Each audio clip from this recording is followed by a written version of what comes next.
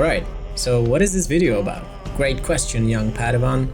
This is part 1 of our totally well-planned, perfectly executed and not at all chaotic journey to Koan Camping Ground, near the ever-so-shy Mount Fuji, where the grand plan was 3 days of camping, shooting film and soaking in majestic mountain views.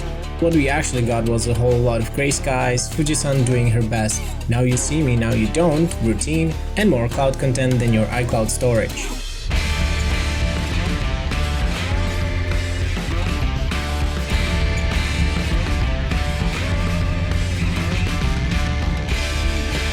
On the drive up, we had this faint glimmer of hope. Maybe the clouds would part, maybe Mount Fuji would grace us with her holy silhouette. That optimism lasted until we got near the campsite and saw absolutely nothing. Just a whole lot of sky soup.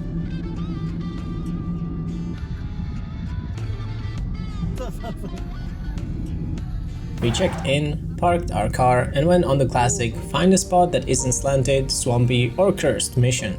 Our dream was simple. View of the lake and Mount Fuji, you know, in case she ever stopped ghosting us.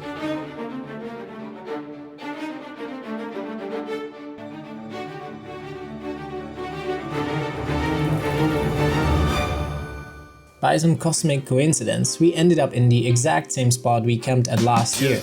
Either the campsite ghosts really liked our vibe, or there's like 3 spots in total. Either way, score! After pitching my tent from the potential view, we set up our big sleeping tent on the 3rd attempt. A proud moment in amateur camping history for sure. You gotta separate yourself just to elevate. I keep some drink in my cup to see through the hate. Sometimes on the road to glory, you gotta press the brakes. I got a lesson plan for all my past mistakes. I swear I'm proud of all my best and my worst days. Tent up, confidence inflated, it was time to hunt and gather. Or more accurately, drive to the nearby service area for some local eats, snacks, and totally understandable amount of alcohol. You know, just the essentials.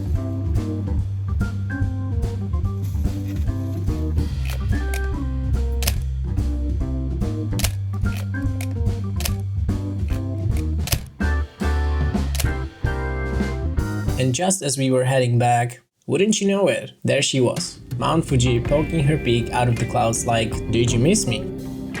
Naturally, we jumped out of the car mid-roll, like tourists spotting a celebrity. I shot on delicious celluloid, my friend on digital, and Mount Fuji quickly slipped back into the clouds like a diva who doesn't sign autographs.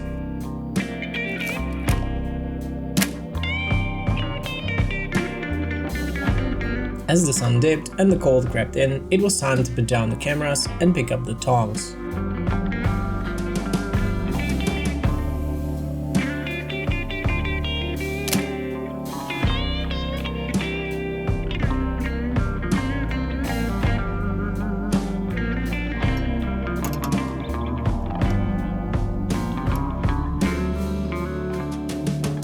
It was a hot summer's night.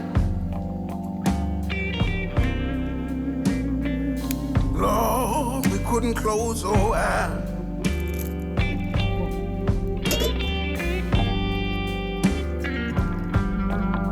It was a hot summer night.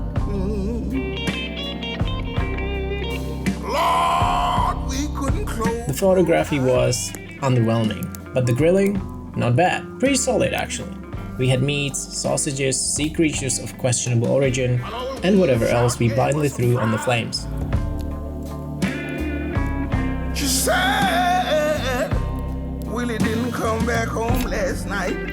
No.